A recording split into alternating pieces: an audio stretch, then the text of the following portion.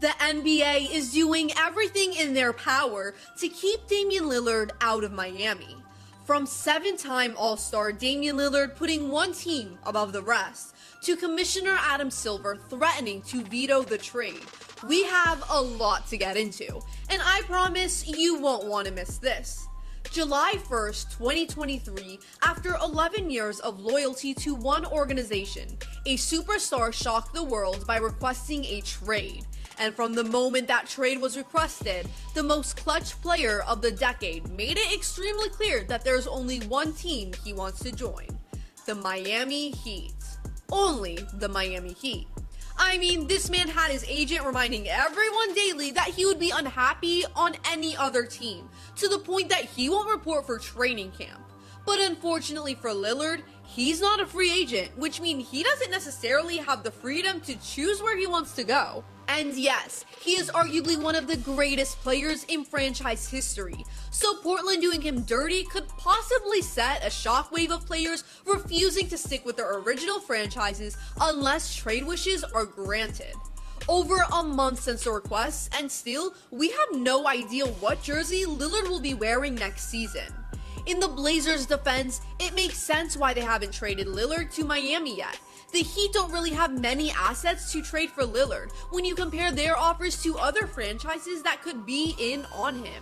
The Heat's best offer for Lillard can be centered around first-round picks in 2028 and 2030, Jamie Jaquez Jr. and Nikola Jovic, as well as salary considerations. There's also a contract of Tyler Hero, who according to reports might not be a player the Blazers are interested in. Of course, we have seen multiple scenarios where multiple teams get involved in this trade to aid Miami in staying under the cap, but it really just comes down to if and when Portland makes a trade. The trade that Lillard wants. Not only are the 29 organizations other than the Miami Heat fed up with Lillard at this point, but it seems like NBA Commissioner Adam Silver also has a lot of feelings toward the scoring machine. Like mentioned before, at the end of the day, neither Lillard nor his manager have the power to choose a destination, and the NBA made that clear by warning that Lillard would be a subject to discipline by the league if he or his manager, Aaron Goodwin, make additional comments suggesting he won't fully perform the requirements of his contract in the event of a trade. Some believe that Silver would even veto a trade that saw Lillard sent to the Heat, which wouldn't be the first time a trade veto has been utilized to stop a star from going to the team they want. The issue of the NBA vetoing trades became a thing more than 10 years ago, when then Commissioner David Stern stopped the execution of a three-way trade among the New Orleans Hornets, Houston Rockets, and Los Angeles Lakers. This major reshuffling would have resulted in the Hornets' top player, Chris Paul, joining Kobe Bryant. Yup, we could have seen the point guard throwing up lobs to the Black Mamba. Thanks a lot, David.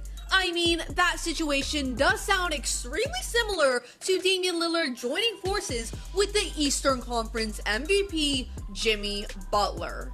So why did David Stern veto the trade, which could have changed the NBA as a whole? Although the trade was ultimately stopped, it was thought that the commissioner unfairly used his position to veto the exchange, as he was not allowed to do so. And although fans were furious that the trade was stopped, fans once again fear that the same story will unfold once again, preventing Damian Lillard to join the Miami Heat.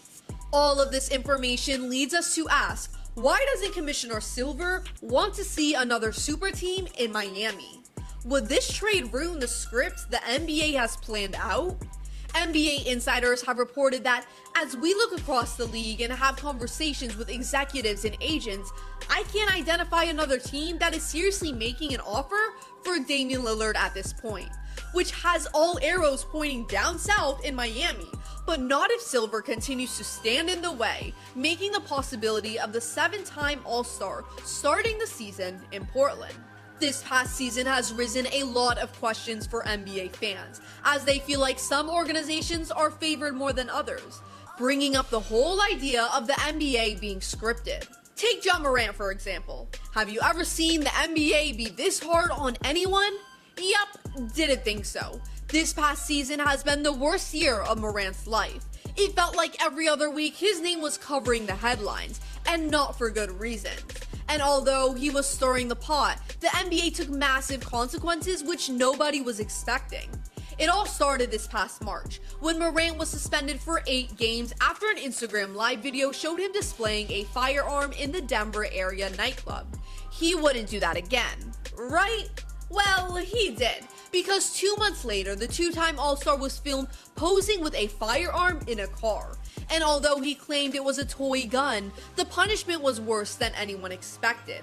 Due to that 1-second clip shown on Instagram Live, Morant will miss the beginning of the upcoming NBA season. 25 games. 25 games of watching his team try and get the job done without him.